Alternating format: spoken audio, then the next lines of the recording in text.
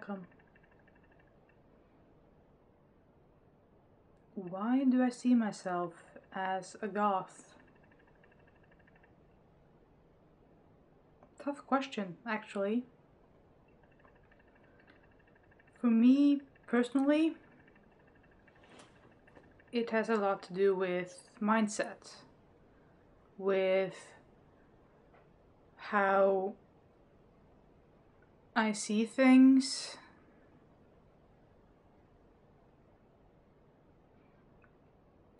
I mean, the whole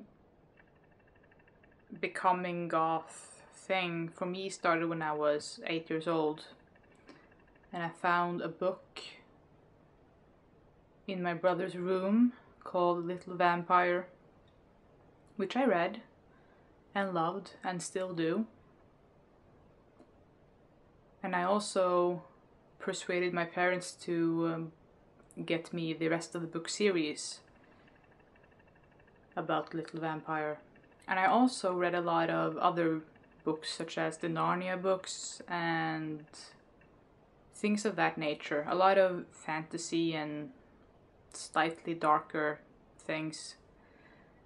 But at the time, I didn't really identify with it as such. I just liked it. When I was about 10 years old, my grandfather died, and I went to his funeral. And I don't remember that much of it, other than I couldn't understand why everyone around me were crying. Because in my mind, my grandpa had lived a long and happy life. He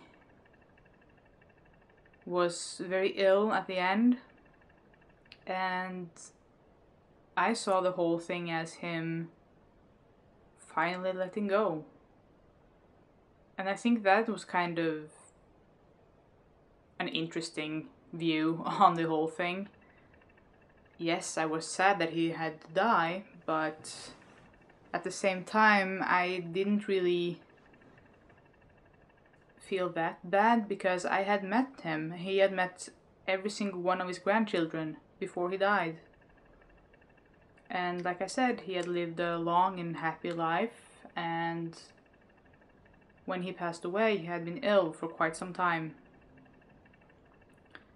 So my 10-year-old mind figured he can finally rest now. He can finally let go. And that was kind of the starting point of the whole thing, because to me, the mindset and what Nephilim calls the ambiance is the big thing. You can be goth or gothic without looking like one. You can be a goth without listening to any of the post-punk or death rock bands. Although it would help in the subculture if you had some knowledge of it, because as a subculture, this is where the whole thing came from. So knowing the history of the culture you identify with is kind of important. But it's not alpha and omega. So when I was about 13 or 14 or so, a comic book was released in Norway called Nemi. And the main character in this comic was a so-called goth girl. At least she was portrayed as one. And she looked gothic. She had long black hair, a lot of makeup, black lipstick, and she listened to a lot of metal, but also a lot of gothic bands, like Sisters of Mercy and Bauhaus and all that stuff. So in that sense, she was a goth, but because of that comic, anyone who dressed in dark clothing or had long dark hair would automatically be stamped as a pretend Nemi or a wannabe Nemi.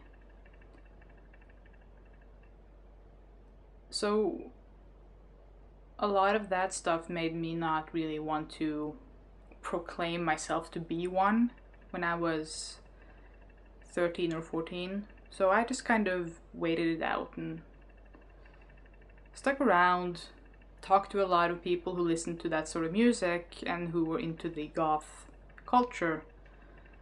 And over time, I learned a lot about the culture as such. So by the time I went into high school, I would dress in almost all black. I listened to a lot of that sort of music. You know, the gothy bands and also the gothic metal, which is a big thing here in Norway. And a lot of dark wave and industrial and all kinds of stuff. And over time, I also found myself being more drawn to the darker things in everything. The darker literature, the darker movies. I had a serious love for the darker visual arts and Gothic architecture because I just found it more appealing, and I still do, than other stuff. It's just something about the unexpected beauty in something that's supposed to be evil or supposed to be dark and strange and what have you that I find fun. So by now, I've only, I guess, identified as a goth the past 2 or 3 years or so, maybe. Mostly because I haven't really felt comfortable with saying I am something without knowing a sufficient amount of information about what that means. So now that with this whole YouTube community thing, I've learned that goth is pretty much anything. So I identify as one because I have a certain view of life. I appreciate and love the darker aesthetics, I guess you could say. I prefer the darker movies, not necessarily only gothic movies either, like vampire based or whatever. I mean, I do love them, and I am a big Tim Burton fan, but I also find movies like Donnie Darko to be a kind of gothic themed movie because it's different. It's kind of creepy, but not really. And same with Ghost World. A Clockwork Orange is a big one. Things like that. I mean, the slightly darker ideas, more psychology involved, I think, would be a big common denominator. Whatever. So yeah.